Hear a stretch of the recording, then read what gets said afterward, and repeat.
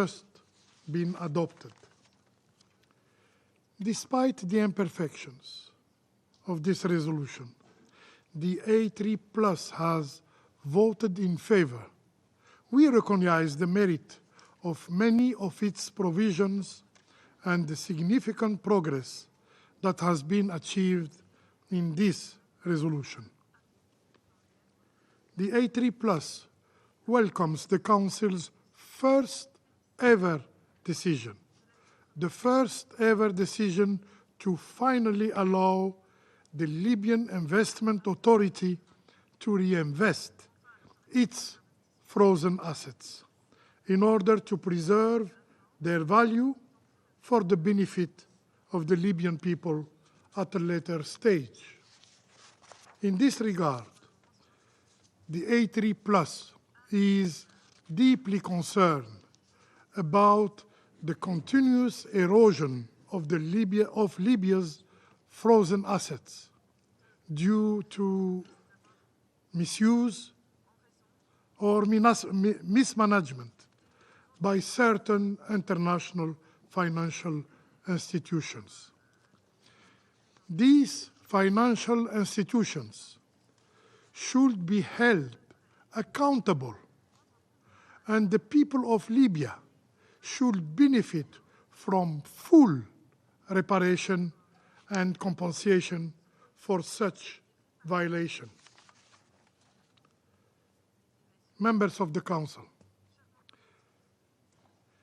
the A3 Plus takes good note of the encouraging progress made on the delisting of sanctioned individuals and entities who no longer meet the criteria for designation. The fact that the Sanction Committee from now on will copy the permanent mission of Libya in New York for relevant correspondence of the Sanction Committee is another improvement that will enhance the efficiency and transparency of our work as Council members and ensure that Libya is formally notified of development regarding its frozen assets. The A3 Plus takes note of the amendment to paragraph 9 of Resolution 1970, allowing member states to provide technical assistance for establishing the proposed coordination center as per the request of the President of Libya's Presidential Council. This provision should be implemented consistently in close coordination and approval of the legitimate government of Libya, recognized by the international community.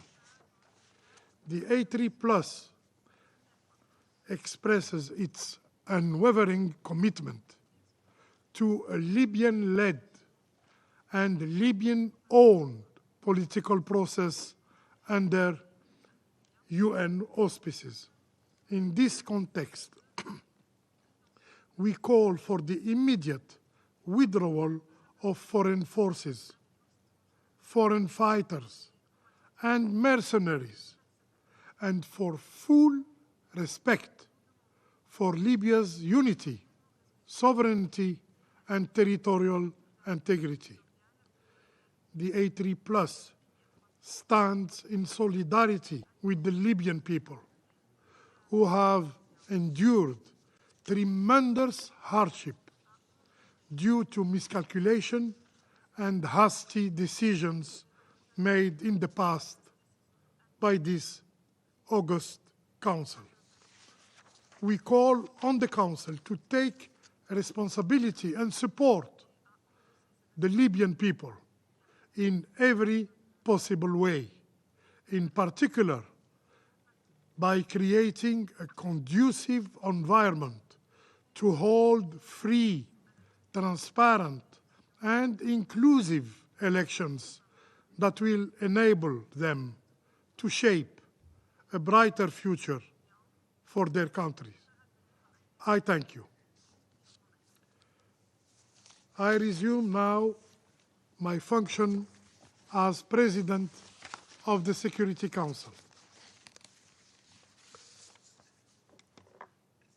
There are no more names. Greece wants to speak.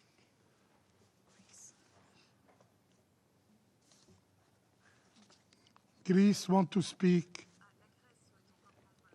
after the President of the Council. You have the floor, sir. Well, thank you, Mr. President. Humbly, of course, before the President, but excuse me. Thank you. Greece voted in favor and welcomes the adoption of the resolution, which strikes a balance between the sanctions on the one hand and issues which are raised by the Libyan authorities on the other. In this context, we welcome the adoption to the designation criteria of individuals and entities determined by the Sanctions Committee to have provided support for armed groups and criminal networks throughout the above illicit exports. At the same time, this resolution addresses questions relating to the provision of support by member states through technical assistance and training in order to enhance security coordination in Libya. We express the hope that this provision will contribute to promoting the process of reunification of Libyan military and security institutions. In addition, the resolution introduces a new provision according to which the arms embargo is not to be applied to military aircraft of naval vessels temporarily introduced into the territory of Libya solely to deliver items or facilitate activities otherwise exempted or not covered by the arms embargo, including humanitarian assistance, as well as arms and related material for defensive purposes under certain conditions. It is essential that this provision is implemented in good faith in order to prevent any abuses which will negatively impact the peace process. Taking into account that it's a new provision, information on its implementation is also necessary. Furthermore, the resolution addresses concerns expressed by the Libyan Investment Authority in relation to the assets freeze measures. The relevant provisions of the resolution enable the reinvestment of the Libyan Investment Authority frozen assets under certain conditions while the assets remain frozen. Taking into account the protective nature of the assets freeze measures, the approach followed in the resolution aims at safeguarding the interests of the Libyan people and preserving the value of the frozen assets for the benefit of the Libyan people at a later stage. Mr. President, Greece as a neighboring country would like to once again echo the need to push forward the political process aiming at a strong, stable and unified Libya free from foreign interference. I thank you. I thank the representative of Greece. There are no more names inscribed on the list of speakers. The meeting is adjourned.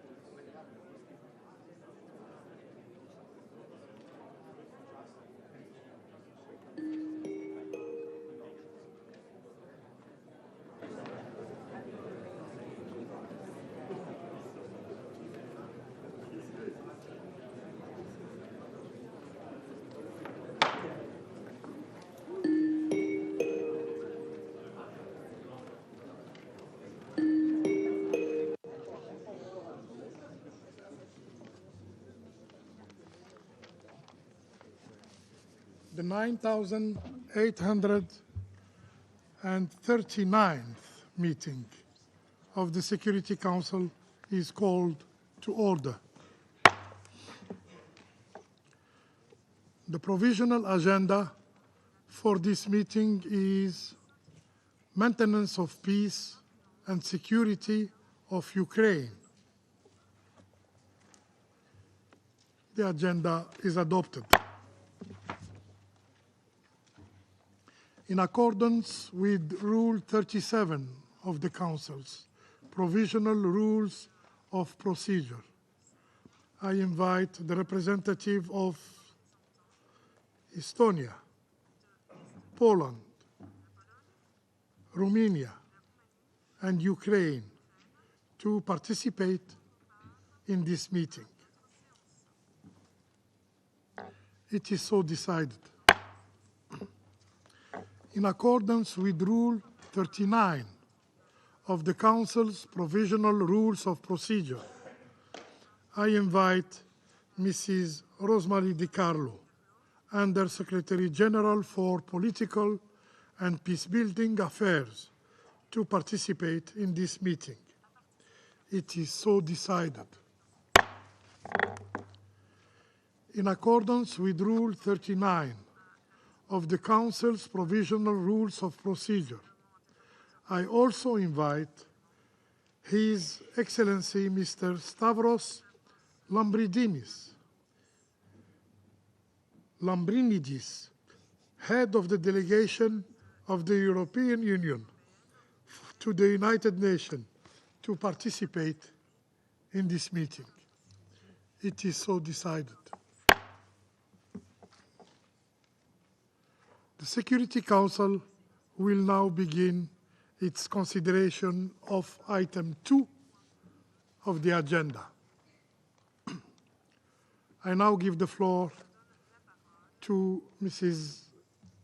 Rosemary DiCarlo. You have the floor, Madam. Thank you, Mr. President. Mr. President, the people of Ukraine have endured 3 years of devastation caused by Russia's full-scale invasion of their country in February 2022. This invasion was launched in brazen violation of the UN Charter and international law. The holiday and New Year season, a time meant for peace and reflection, brought no respite, but rather an escalation and even expansion of the fighting, consistent with the dangerous pattern of the past year.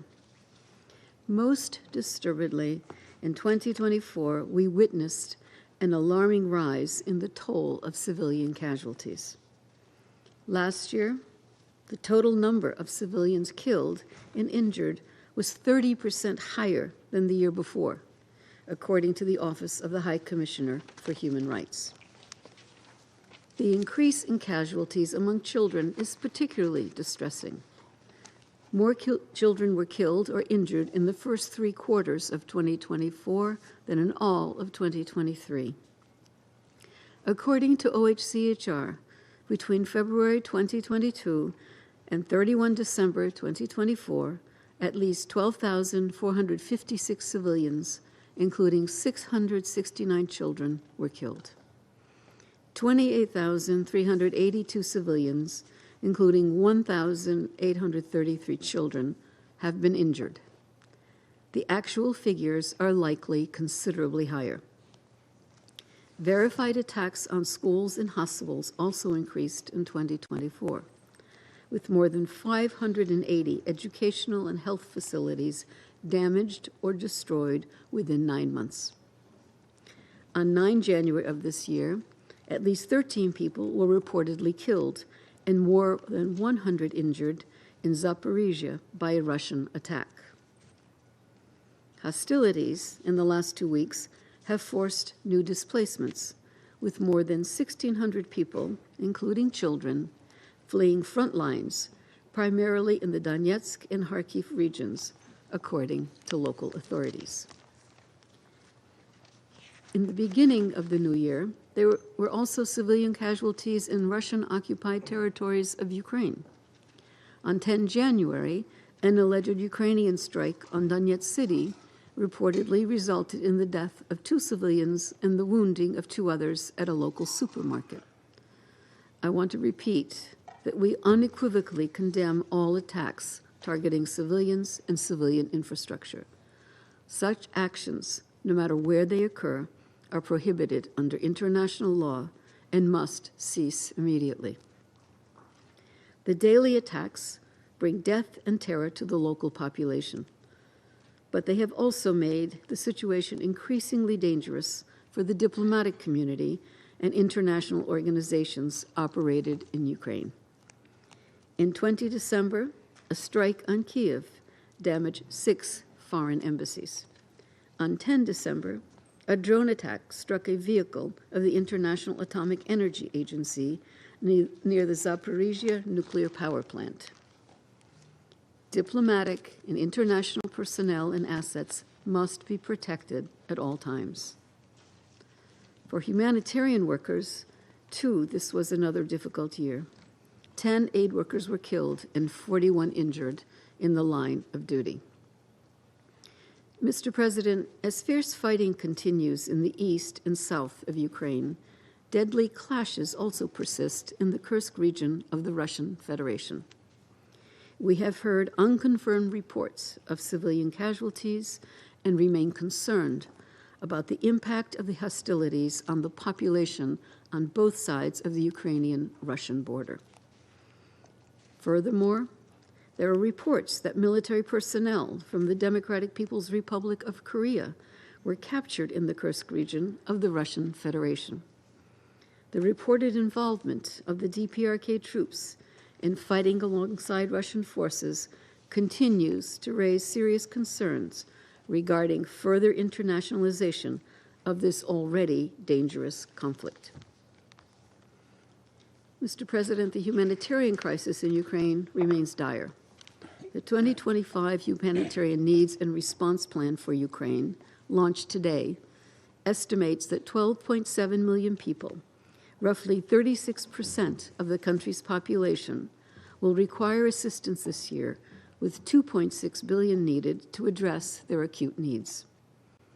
Despite the decrease in the number of people in need, from 14.6 million in 2024 to 12.7 million in 2025, thanks to improved access to services in the major urban areas of Kyiv and Lviv, humanitarian concerns near the frontline regions have deteriorated to catastrophic levels.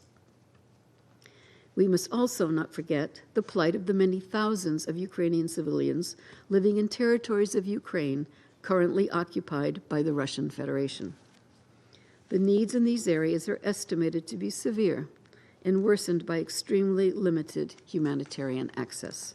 We renew our call for the safe, rapid, and unimpeded passage of humanitarian relief to all civilians in need.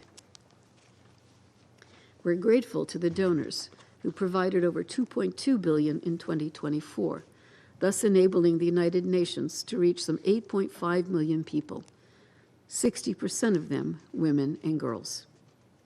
We urge the international community to fully support the 2025 Humanitarian Needs and Response Plan to sustain operations in an increasingly complex and dangerous environment. It bears emphasizing that the humanitarian situation is compounded by the harsh winter and the widespread damage that Russia's attacks have caused to Ukraine's energy production. Just yesterday, Ukraine suffered the latest wave of countrywide Russian attacks systematically targeting civilian energy infrastructure. In the last months of 2024, Russia conducted at least 4 similar large-scale coordinated attacks. We condemn such reprehensible tactics which terrorize the civilian population and deprive it of basic services. They must end. The UN continues to work with the government of Ukraine to restore energy generation capacity while creating opportunities in the green energy sector. Mr. President, according to reports, Russia and Ukraine conducted a prisoner exchange yesterday that enabled 50 people to return to their homes. We welcome this development, as well as the reported exchange of more than 300 prisoners of war on 30 December. We commend the efforts of all involved and urge the sides to increase the scope and pace of these exchanges. However, we remain alarmed by reports of executions of Ukrainian prisoners of war by Russian forces. In its December report, OHCHR assessed that allegations of 19 incidents since August involving the killing of 62 individuals were credible. OHCHR also found that the Russian Federation has used widespread and systematic torture against Ukrainian prisoners of war. The use of torture against Russian prisoners of war by Ukrainian forces has also been documented. We note that Ukrainian authorities have reported opening investigations into the accusations. Mr. President, as we approach the 3rd anniversary of Russia's invasion, global calls for de-escalation and the beginning of a process to end the fighting are growing louder. The Secretary General's good offices remain available to support all good faith efforts to find a just, lasting, and comprehensive peace in line with the UN Charter, international law, and General Assembly resolutions. Thank you, Mr. President.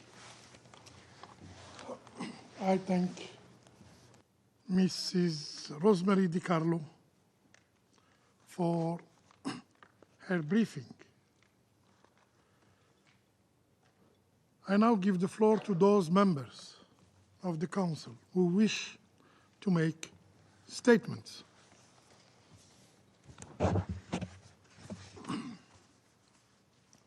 I give the floor to the representative of Slovenia.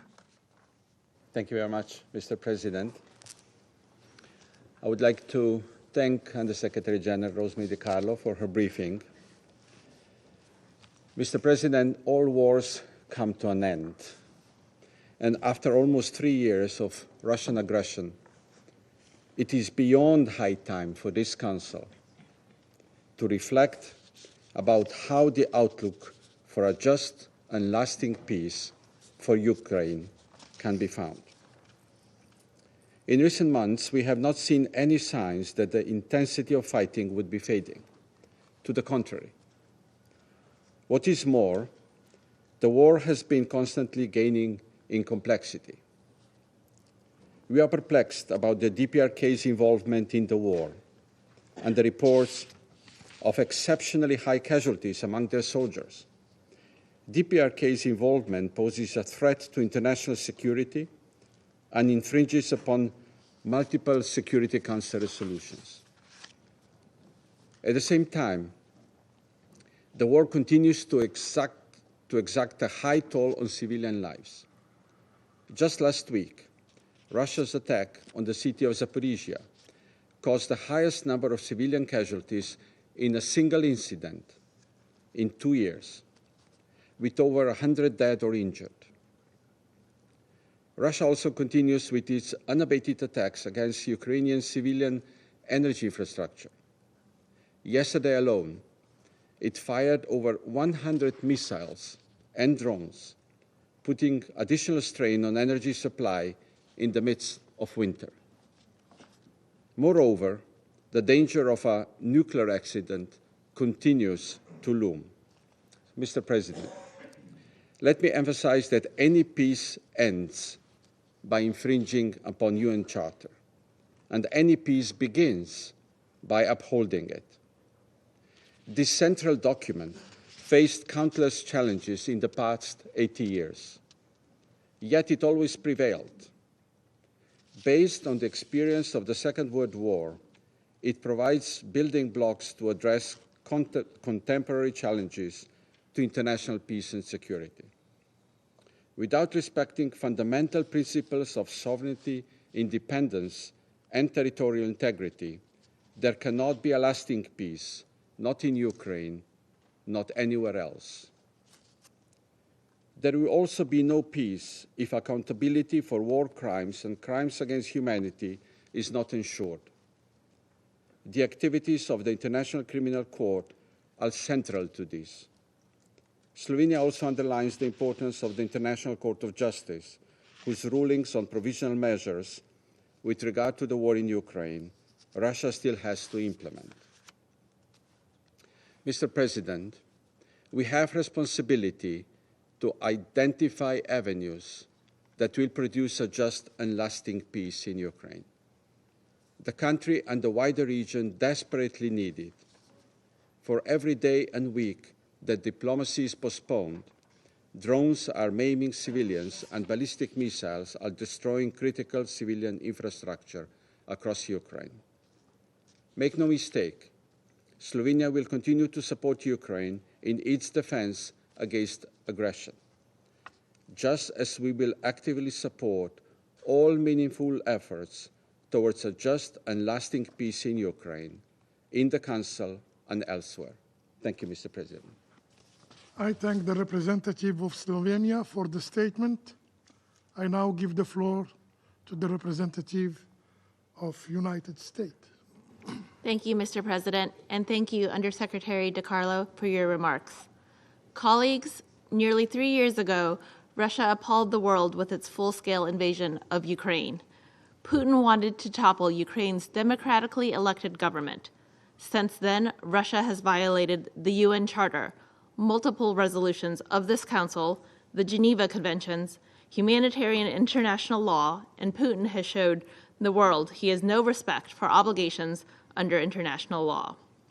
In more than 1,000 days of this reckless war of choice, Putin has failed to achieve any of his goals in Ukraine.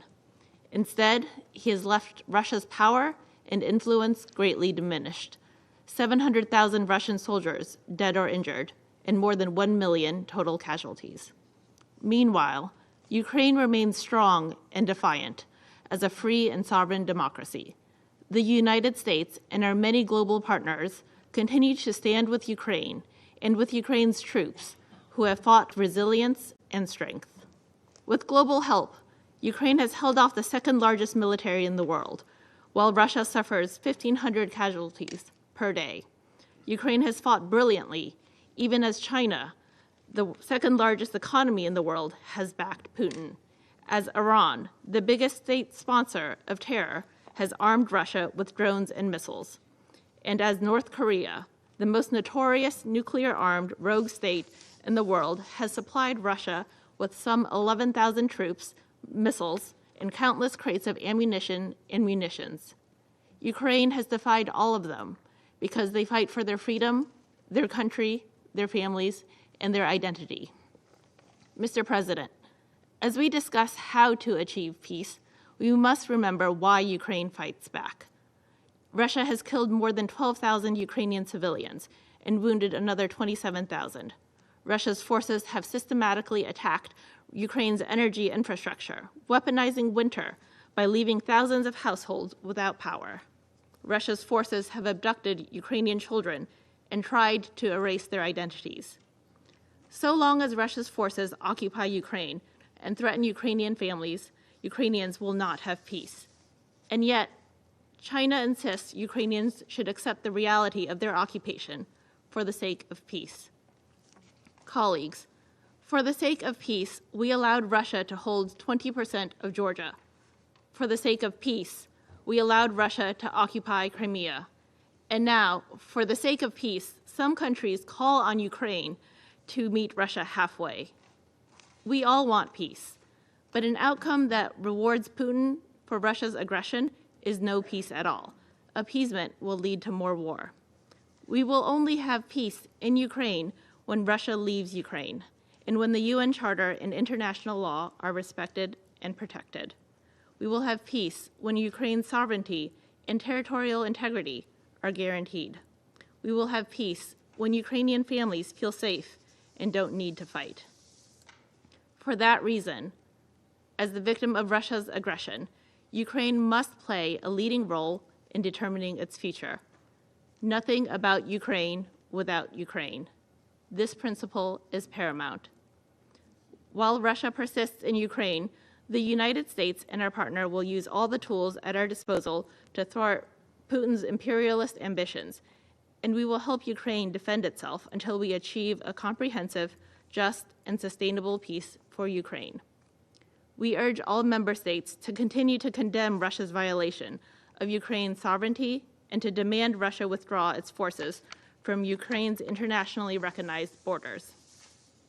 Regrettably, one country on this Council has never condemned Russia's invasion or its violation of Security Council resolutions and the UN Charter. Instead, it has given Putin its support. Beijing claims it has strict export controls in place for its dual-use exports, and yet China continues to support Russia's defense industrial base with those exports.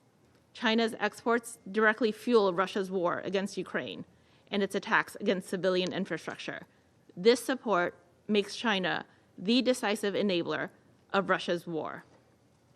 On the other hand, Group of 7 leaders have acted in lockstep to immobilize Russian assets, and the United States further sanctioned some of Russia's largest banks. Europe cut its reliance on Russian gas. Consequently, Russia's inflation is at 9%, interest rates are at 21%. Russia has burned through much of its reserve funds. 1 million Russians have fled Russia, and the Kremlin can no longer produce enough material to replenish its war capabilities. If China had worked with global leaders and cut off Russia's ability to make war instead of fueling it, this war would be over. But the United States will continue to stand with the more than 100 countries who do condemn Putin's aggression and to call on Putin to get out of Ukraine. I thank you, Mr. President. I thank the representative of the United States for the statement. I now give the floor to the representative of United Kingdom. Thank you, President. And may I start by thanking Under-Secretary-General De Carlo for her helpful briefing today. At the arrival of a new year, a time when many of us are looking forward and embracing possibility, it is sobering to consider how, for Ukrainian people, so little has changed. Russia continues to attack civilians, target energy security, and threaten nuclear security. Just last week, Russia launched one of its deadliest aerial attacks in months, resulting in at least 19 civilians dead and 132 injured. Ukraine continues to prove its determination to restore its freedom and territorial integrity, to exercise its right to self-defense under Article 51 of the UN Charter, and to secure the return of its abducted children. My Prime Minister made clear on his visit to Kyiv today the UK's long-standing commitment to Ukraine's security. On the cusp of the 4th year of Russia's war, Ukraine continues to fight for its survival as a nation. We must not let their courage and bravery be in vain. That is why, when we talk about peace in Ukraine, we must be absolutely clear about what real peace means. Peace means a sovereign and secure Ukraine, able to flourish without the constant threat of territorial invasion.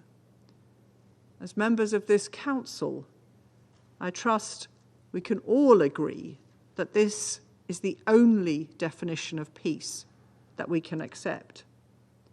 It is this peace that Ukraine continues to fight for. Ukraine has made clear its desire for peace and has set out its proposals in President Zelensky's 10-point plan. President Putin, however, calls for Ukraine to withdraw Ukrainian forces from Ukraine's own territory, to give up protecting its citizens, and to sacrifice its right to choose its alliances. This shows his complete contempt for Ukraine's sovereignty and territory, for international law, and for the UN Charter. To Putin, peace in Ukraine means complete surrender in the face of wanton aggression, something that no country would accept. And it is no longer Russia alone who threatens Ukraine's security. The direct participation of DPRK troops in combat operations is another dangerous expansion of Putin's illegal war in Ukraine, and further proof that he has no interest in peace. In return for their support, Russia is emboldening the regimes in both Tehran and Pyongyang, which has direct implications for global security. This reckless behavior is not just a significant concern for Ukraine's security. It is a concern for us all. For as long as Russia's aggression continues, the path to peace will not be an easy one. This is why we must stand with Ukraine and help ensure that any peace is enduring. Together, we must send a clear message to Putin: redrawing borders by force does not pay. I thank you. I thank the representative of the United Kingdom. I now give the floor to the representative of Panama. Señor Presidente, Mr. President, agradezco a la I Secretaria General thank Adjunta, a la Secretaria General Adjunta General Rosemary Rosemary Di DiCarlo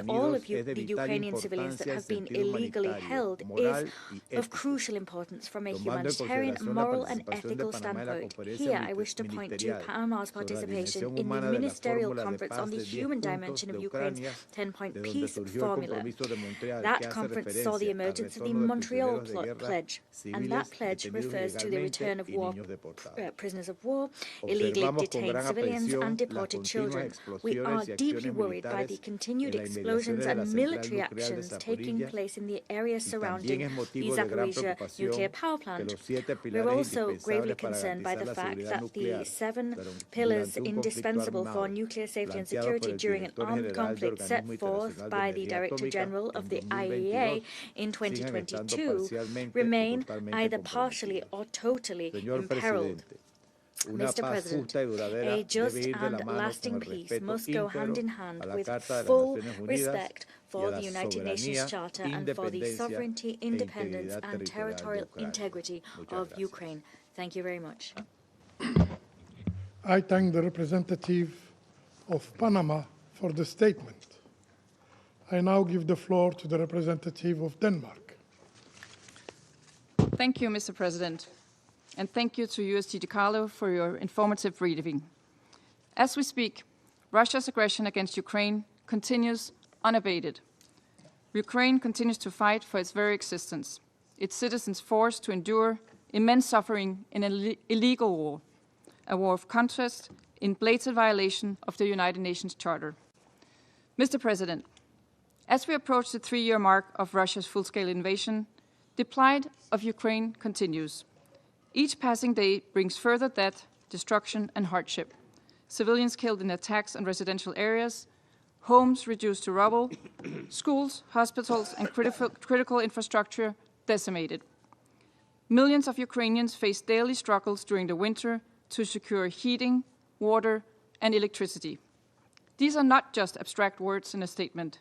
They represent human lives cruelly cut short by this senseless war. They represent the suffering endured by children, by families, by entire communities, by an entire nation. And for what cause? For the Kremlin's dream of turning back the clock to a world where might makes right, where borders can be redrawn by brute force. This is the absurdity we face, an unprovoked war fueled by lies and imperialist nostalgia. Russia claims to act in self-defense, yet it is Ukrainian cities that lie in ruins. Russia claims to defend its people, yet it has sent hundreds of thousands of its own soldiers in needless deaths. Russia claims to be an advocate for the poorest and most vulnerable against alleged colonialism, yet it is fueling instability in the world's most fragile regions by attacking global food supply routes. These crimes cannot go unanswered. This war has global consequences. The world cannot afford to stand idly by as Russia tramples on international law and human dignity. Mr. President, the suffering of the Ukrainians is widespread. It is harrowing, but it is not, and I repeat, not inevitable. This war could stop immediately if only the aggressor, Russia, stopped attacking Ukraine and withdrew its forces. We call on Russia to do just that. And when that day comes, when the fighting does finally end, Russia will need to answer for its unlawful actions. Russia must be held accountable. Denmark supports all efforts to ensure full accountability. Justice demands it. Mr. President, it is also clear that Russia is not waging this war alone. We are deeply concerned by Russia's intensified military cooperation with third countries. It continues to rely on drones from Iran, artillery, ammunition, and ballistic missiles from the DPRK, even troops, breaching resolutions this Council has agreed on by consensus. Russia would not have been able to rebuild its military-industrial base without significant economic support and dual-use technology from third countries, all of which help sustain its illegal war. This practical cooperation all points to a further, more sinister trend. Russia is forging dangerous alliances with ramifications that extend far beyond the continent of Europe. Mr. President, Denmark stands in full solidarity with Ukraine. We remain steadfast in our commitment to Ukraine's independence, sovereignty, and territorial integrity. We will not waver in our support for Ukraine's right to self-defense and to freely choose its own future. We'll continue to stand up to Russia's aggression and those countries who seek to support it with steadfast determination. We'll continue to call out Russia's attempts to legitimize its war in this chamber. We'll do so undeterred, guided by our commitment to uphold and defend international law and the United Nations Charter. Colleagues,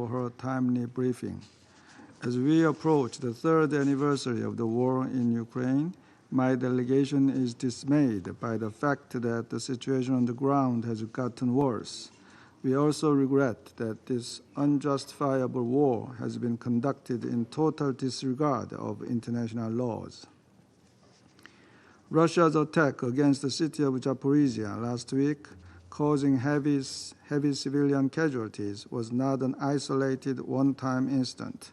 Indeed, this was a part of an escalated Russian campaign targeting cities across Ukraine since last year. As USCT Carlot briefed today, the civilian casualties in Ukraine increased last year by 30% compared with the previous year. Such a casualty increase was largely caused by Russia's use of powerful aerial glide bombs, missiles, and explosive-laden drones in populated areas, and a significant number of these were procured from abroad, particularly from North Korea. We reiterate our condemnation of indiscriminate attacks against civilian and civilian objects. And as if this is not enough, just 3 days ago in the Security Council's ARIA Formula meeting, we were able to hear vivid accounts of the horrible treatment of Ukrainian prisoners of war and civilian detainees by the Russian authorities. My delegation is also appalled by the deplorable continuation of so-called double-tap attacks against the first responders. As a result, dedicated medical and humanitarian workers continue to sustain significant casualties in Ukraine. Mr. President, the testimonies of 2 North Korean soldiers recently captured by Ukraine's military in the Kursk region clearly demonstrate that North Korean troops are engaged in combat and being dissipated as expendables. According to video footage released a few days ago, those 2 North Korean soldiers indicated that they were unaware of being deployed for the war against Ukraine, instead told they were merely participating in combat simulation drills. As a native Korean speaker, I can definitely tell that those 2 soldiers spoke in Korean with North Korean accents. Nevertheless, Russia and North Korea still refuse to acknowledge the dispatch of North Korean soldiers and falsely claim that the military cooperation between Moscow and Pyongyang is in full compliance with obligations under international law. But the entirety of their military cooperation is in clear violation of multiple Security Council resolutions. My government estimates that North Korean troops are currently sustaining significant casualties with more than 300 DPRK soldiers killed and 2,700 injured from a total of some 12,000 soldiers dispatched to Russia. Such huge casualties within a short period of time are due to the inhumane tactics shown on the front lines. The North Korean soldiers used old-fashioned human wave tactics and were then chased and attacked by Ukrainian drones.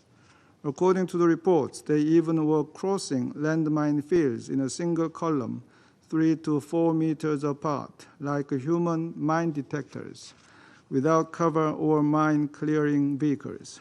If one soldier is blown up, then the medics go behind to pick up the body, while the rest continue one after another. Furthermore, these troops were even told to take their own lives rather than surrender. In the memos carried by those killed, North Korean authorities pressured them to commit suicide to avoid capture. Despite Pyongyang's efforts to muzzle any rumors in this regard, our intelligence reports assess that news of this troop deployment is now spreading across North Korea, and the families of those dispatched have expressed the utmost fear and anxiety of their sons and brothers being used as slave soldiers and mere cannon fodder. Given all this information, we plainly see that the DPRK only treats its troops as a cynical means of sustaining its regime, as well as advancing its illegal WMD program, financially and technologically. We once again condemn North Korea's participation in illegal war against Ukraine, as well as the ongoing expanding illegal military cooperation between Moscow and Pyongyang. This must stop immediately. Mr. President, the resilience Ukraine has demonstrated to the world over the past years is incredible. Ukrainians have not only fought back against Russia's invasion, they have also worked, despite Russia's relentless attacks, closely with the UN agencies and international partners to rebuild their nation, including through a series of reconstruction projects. In this regard, the Republic of Korea recently announced a contribution of $20 million to launch new humanitarian assistance and early recovery projects through UNDP as part of our multi-year support framework. We reiterate our principled position that any peace plan must be in line with the principles of the UN Charter and international law, and re-emphasize our firm commitment to standing alongside the Ukrainian people until they achieve a comprehensive, just, and lasting peace in their lands. I thank you, Mr. President. Representative of the Republic of Korea for the statement. And now I give the floor to the representative of Greece. Thank you, Mr. President. At the outset, I would like to thank Undersecretary General Madam Di Carlo for her briefing. Mr. President, during another holiday season, Ukraine had to defend its political independence, sovereignty, and territorial integrity against a powerful neighbor and permanent member of the Security Council, as Russia launched new large-scale aerial bombing attacks against Ukrainian cities and territories, which continued well into New Year. Only last week, the aerial attack against Zaporizhia caused the highest number of civilian casualties in almost 2 years. It was the latest in a string of relentless attacks against civilians and civilian infrastructure in the midst of another harsh winter. The overall figure reported by OHCHR leave no room for complacency. 2024 saw a 30% increase from the previous year in the total number of killed and injured Ukrainians. 40 million Ukrainians are in need of humanitarian assistance, while the most vulnerable, in particular children, women, and the elderly, bear the brunt of Russia's aggression. Casualties among children, the future of Ukraine, have now exceeded 2,500, while many women and girls have been subjected to conflict-related sexual violence. We have to remind ourselves that it's always the people who have to suffer the scourge of war. Mr. President, Greece condemns in the strongest possible terms attacks against civilians and joins calls to immediately cease all attacks against residential areas and critical infrastructure in Ukraine, and for all parties to adhere to the obligations under international law, including international humanitarian law. Instead of this war of aggression already in its third year winding down, we have seen grave escalation in recent months. The presence of DPRK troops in the theater of war endangers international peace and security on an expanded regional scale with potentially far-reaching consequences for global nuclear security. Greece is a steadfast supporter of the critical work of the International Atomic Energy Agency and calls for respect for the 7 pillars and 5 basic principles introduced by IAEA Director General. Mr. President, the war has global repercussions and impacts on international food security, affecting economies and basic needs of population around the world, and especially in Africa. Russia's attacks against Ukrainian ports and third countries' vessels have aggravated the security situation in the Black Sea, thus obstructing the export of Ukrainian grain over the sea. In that respect, we support the Secretary General's efforts in his engagements to revive the Black Sea Grain Initiative following Russia's withdrawal. Mr. President, Greece's foreign policy has always been defined by commitment and adherence to international law, and the belief that all disputes can be resolved through dialogue has been embedded in our culture. We reaffirm our commitment to the sovereignty, political independence, and territorial integrity of Ukraine within its internationally recognized borders. On this basis, we support a comprehensive, just, and lasting peace, which requires first and foremost the immediate, complete, and unconditional withdrawal of Russian troops from the territory of Ukraine, in line with the UN Charter, international law, and numerous General Assembly resolutions. I thank you.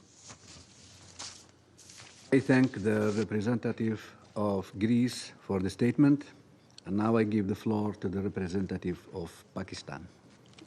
Thank you, Mr. President. At the outset, allow me to thank Under-Secretary General Rosemary DiCarlo for her valuable briefing on the situation in Ukraine and the region. We are holding this meeting at a critical juncture.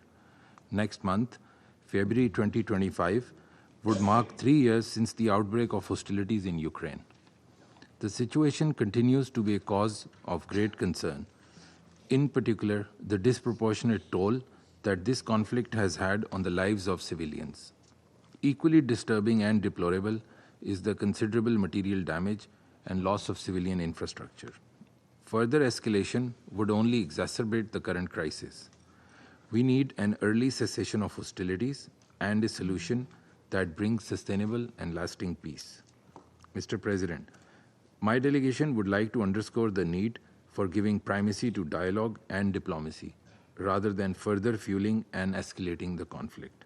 The solution lies in dialogue and negotiations and not on the battlefield. Pakistan stands ready to play a constructive role to promote diplomatic endeavors aimed at bringing an end to this conflict in accordance with international law and the UN Charter. I thank you.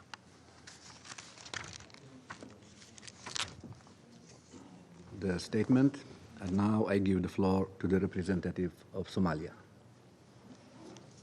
Mr. President, I express gratitude to USG DiCarlo for her invaluable insights into the situation on the ground, highlighting critical areas requiring our immediate attention. We express our solidarity with all those affected by the conflict and reaffirm our unwavering commitment to peaceful resolution of the disputes as outlined in the United Nations Charter. As the conflict in Ukraine nears its third year, the prolonged hostilities and ongoing escalations are profoundly concerning. The ongoing military activities underscore the urgent need for de-escalation and renewed diplomatic efforts. We echo the Secretary General's call for an immediate ceasefire and a return to negotiations as the only viable path to enduring peace. We note with concern the humanitarian crisis in Ukraine, which remains severe, with millions displaced and in dire need of assistance. Recent reports indicate that over 12 million people, including 2 million children, require multi-sectoral humanitarian assistance. Somalia emphasizes the importance of ensuring unhindered access for humanitarian workers and the establishment of safe corridors for the delivery of essential services. Vulnerable populations, particularly women, children, and those with disabilities, continue to bear the brunt of this conflict. We join the call on all parties to respect international humanitarian law and prioritize the protection of these groups, ensuring that they have access to necessary aid, medical care, and education. In that vein, we welcome the recent positive developments of prisoners' exchange between Russia and Ukraine. This exchange represents a glimmer of hope and humanitarian progress and demonstrates a potential pathway for dialogue and mutual understanding. In addressing the maintenance of international peace and security, we stress that there is no military solution or decisive victory to the conflict in Ukraine. In that context, it's essential to maintain open channels of communication and create conditions conducive to diplomatic engagements. The international community must support efforts to de-escalate tensions and facilitate constructive dialogue between the parties involved. We encourage all member states to work collectively towards creating an environment that enables peaceful resolution of this conflict. In conclusion, Mr. President, we remain committed to working alongside all members of this Council and all members of the international community to achieve this goal. We are convinced that through collective effort and unwavering commitment to peaceful resolution in accordance with the UN Charter and international law, we can help bring an end to this conflict. I thank you, Mr. President. I thank the representative of Somalia for the statement, and now I give the floor to the representative of Guyana. Thank you, Mr. President. I thank USG DiCarlo for her briefing and welcome the participation of Ukraine, Poland, Romania, Estonia, and the European Union in today's meeting.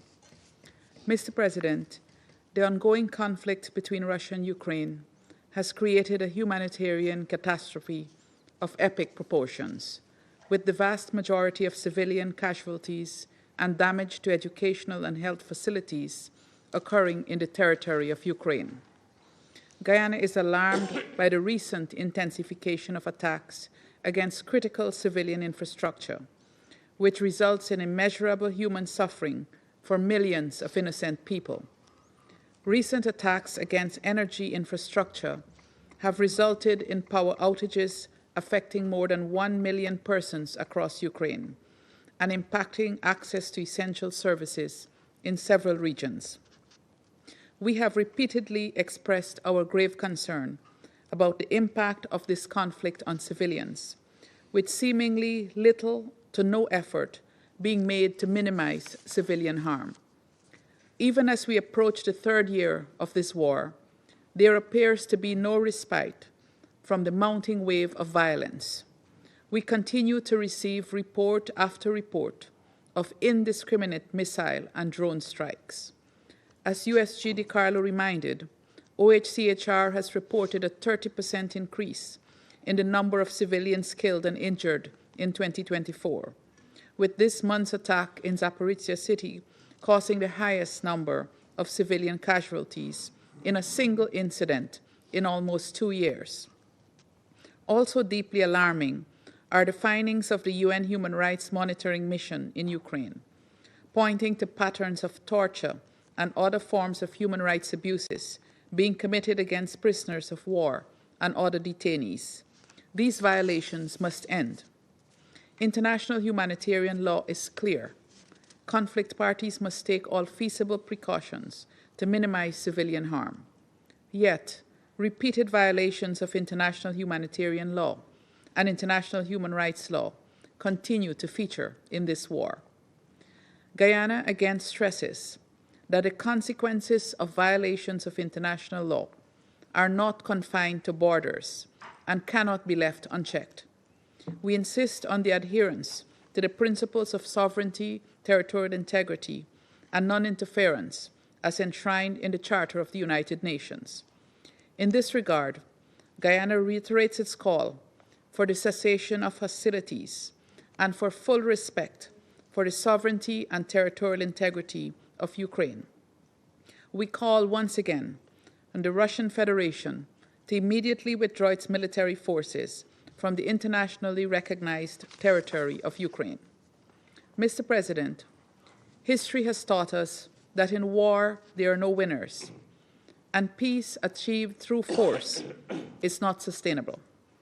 We support those who seek to apply the tools of diplomacy to bring about a peaceful and lasting settlement, and appeal to the parties to commit to a serious diplomatic process to end the conflict.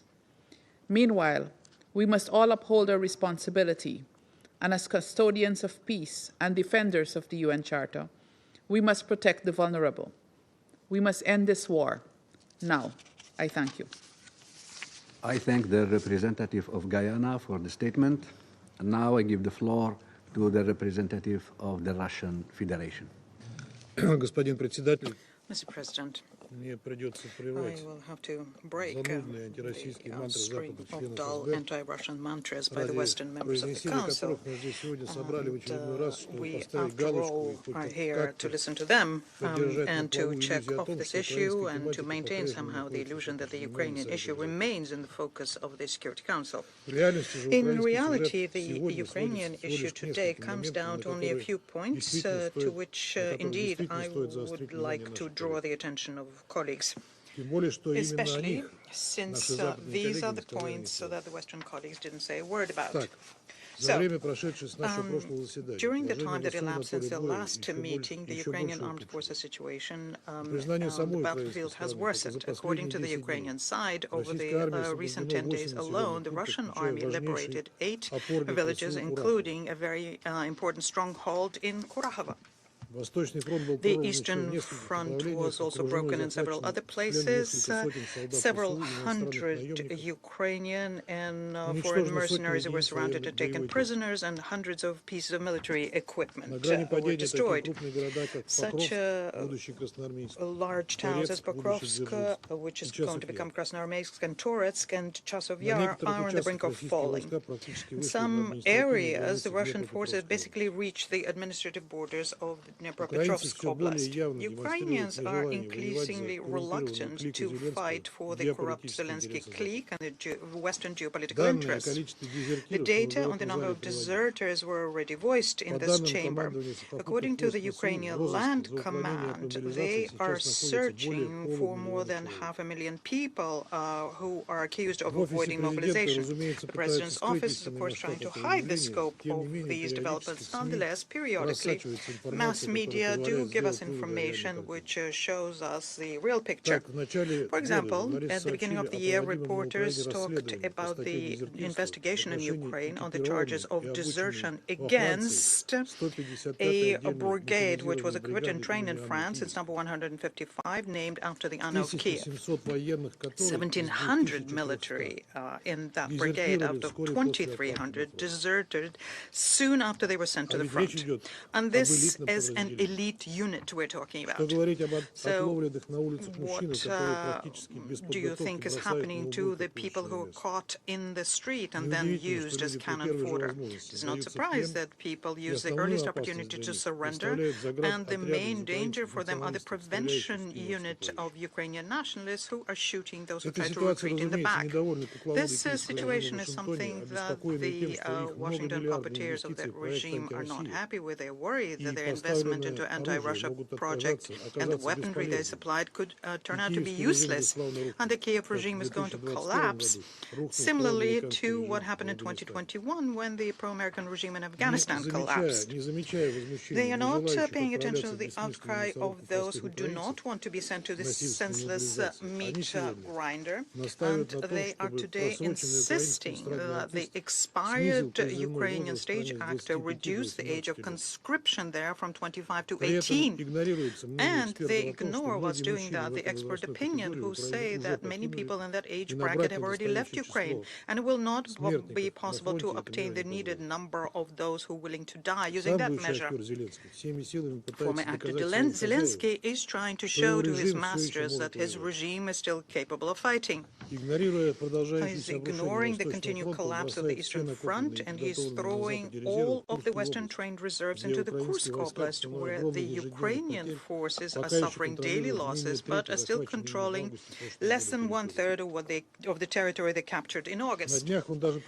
Recently, he undertook yet another failed attempt of counteroffensive there, but the Ukrainian armed forces were pushed back, and they lost thousands of soldiers and hundreds of units of equipment.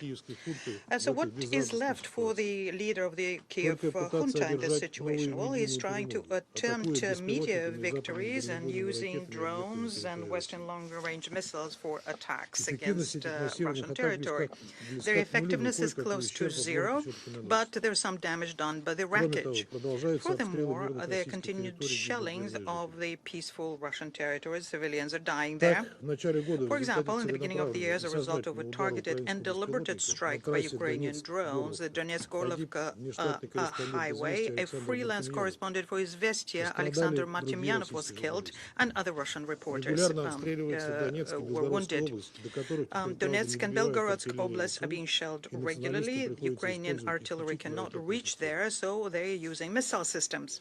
A special case in this range is what happened on the 11th of January. It was an attack against a compressor station of the Turkish Stream gas pipeline in Krasnodar. Let me recall here that the day before, the president of Ukraine declined to extend the contract for sending the natural gas into Europe via Ukraine, and thus made a step towards further undermining the economic potential of the old continent. We have every reason to think that the attack against the Turkish Stream infrastructure was conducted at the prompting of Washington and London, as they are interested in switching the EU countries onto the LNG from the United States. These are the same countries who are impeding an international investigation of an act of terror against Nord Stream in September 2022, and you can draw your own obvious conclusions here. Mr. President, the desire of the sponsors of the Kiev regime to save their collapsing anti-Russia project still outweighs any sensible thoughts about the need to look for a peaceful solution to the conflict in Ukraine and removing its root causes. Whilst this is being actively voiced, increasingly actively by some Western politicians, but the rhetoric of the United States and satellites here has changed considerably recently. Initially, they were talking about the need to ensure that Ukraine is victorious. Then they moved on to supporting the Kiev regime as long as it takes. Then that Russia should not be allowed to be victorious. And today, the idea is to ensure that the Ukrainian sinking ship has a strong negotiating position. And this makes the Ukrainian actor nervous. Its entourage is talking about having a large-scale tragedy which could bring back to Ukraine the support of the Western public, high-impact provocations similar to Bucha, which was a reason in April 2022 he managed, together with the British, to sabotage the essentially agreed Russia-Ukrainian peace agreements. Zelensky usurper is being made nervous not by the obviously inevitable defeat in Ukraine, he couldn't care less about that, but the danger of having fresh elections and the fact that the U.S. government could audit the assistance to Ukraine as it will show the scope of the corruption in this country is covering up. And that is why recently he's trying to provoke Russia by striking against various facilities in our territory and trying to trigger a large-scale reaction from us. But he will be disappointed because Russia continues not reacting to the provocations and continues striking only those facilities which have anything to do with the military potential of Ukraine. There are tragedies having to do with the fact that debris are falling down, debris from drones and air defense, as we've already stated, in residential areas in violation of IHL. But these tragedies are not sufficient for what is needed by the Kiev ringleader. There are rumors in Kiev that the regime, together with the UK sponsors, is preparing a large-scale provocation for which Russia will be blamed. Given this, there is a very popular online slogan in Ukraine. It sounds as follows: "Flee Ukraine before it's too late." And Ukrainians are leaving the Zelensky concentration camp. This is what the country is being called now after the former comedian has cancelled any elections. Potential soldiers are fleeing the training grounds in Western countries. Politicians are leaving. Supreme Rada members are fleeing. Supreme Court justices, diplomats, and athletes are leaving the country. In the beginning of the year, the Ukrainian mass media reported that the Deputy Security Chief of Ukraine, Alexander Poklad, fled abroad. The former head of the Forensic Research Institution, Mr. Ruvin, and the former head of Financial Monitoring, Igor Cherkassky, they all fled. Today, Mr. Carlo told us about torture supposedly taking place against Ukrainian military on the basis of the information which is being provided by the various entities, various commissions, using the Western and Ukrainian propaganda machine. Well, please listen to what was being said by the Mr. Artyom Dmitruk, a Rada deputy, about the torture he underwent when people tortured him, trying to get evidence from him and admissions of high treason. His main fault was he spoke in defense of the canonical Ukrainian Orthodox Church. So let me quote some of the horrifying things he mentioned. I quote, "I was pushed against the cold and wet floor. I heard the screams and moans of my friends nearby. A little bit further away, the screams and moans of other people and the horrid sounds of torture. I was beaten severely. My eyes were almost gouged out. I lost consciousness. I fell off the chair. I came to, and I was tortured again." End of quote. They threatened to execute him or maim him. After that, he was moved into the Odessa branch of Ukrainian security, and there they made to speak in front of the camera and pledge that he will never again criticize Vladimir Zelensky or the head of his office, Andrei Yermak.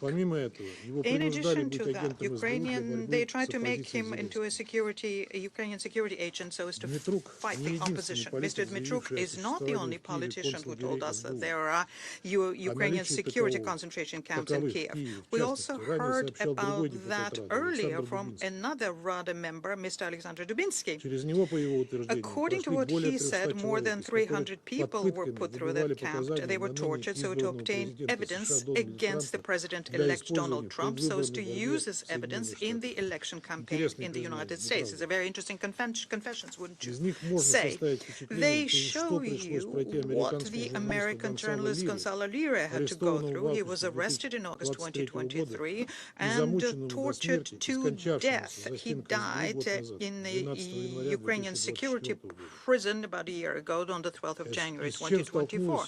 And this was also the experience of an unbroken 70-year-old human rights advocate, Berezhnaya. She was sentenced after months of torture by Ukrainian security. She was sentenced to 14 years of prison for speaking at the UN about human rights violations by the Kiev regime. And I'm not even mentioning the torture that the Russian servicemen and POWs are indeed undergoing in Ukrainian prisons. So let me put the following rhetorical question to Western colleagues. How does this all correlate with the narrative you're pushing about the heyday of democracy in Ukraine? We never had illusions about that. We've always known what was happening in that country since the anti-constitutional coup in 2014, which was supported by the United States and their satellites. Unlike you, we can tell the truth. We don't have to be hypocritical, contrary to what is being done, for example, by our British colleagues. At their informal Aria formula meeting on the 13th of January, they brought into New York someone who were open Ukrainian Nazis. One of them has a tattoo of the German Totenkopf division, which was convicted in the UK for murdering 97 British POWs in 1940. Mr. President, I would like to conclude by quoting what was said by the nominee to become the U.S. Secretary of State, Marco Rubio, yesterday at the hearings in the Senate. He said that the problem of Ukraine is not that they're running out of money. The problem of Ukraine is that they're running out of Ukrainians. And let me add to that and say that the problem here is that the people in Ukraine do not vote to fight for the person who usurped the power in the country and turned into a concentration camp. And the sooner our Western colleagues realize this, the better for them and for the Ukrainian citizens themselves. I thank you. Thank the representative of the Russian Federation for the statement. And now I give the floor to the representative of Sierra Leone. Thank you, Mr. President. This briefing convened at the request of Slovenia and the United States offers another important opportunity, nearly 3 years into the conflict, to emphasize the urgent need for peace in Ukraine and the creation of a stable and peaceful region. I thank Under-Secretary General Rosemary DiCarlo for our comprehensive briefing. As we approach the third year of the Russian-Ukraine conflict, the devastating effects of the war and intensity remain evident.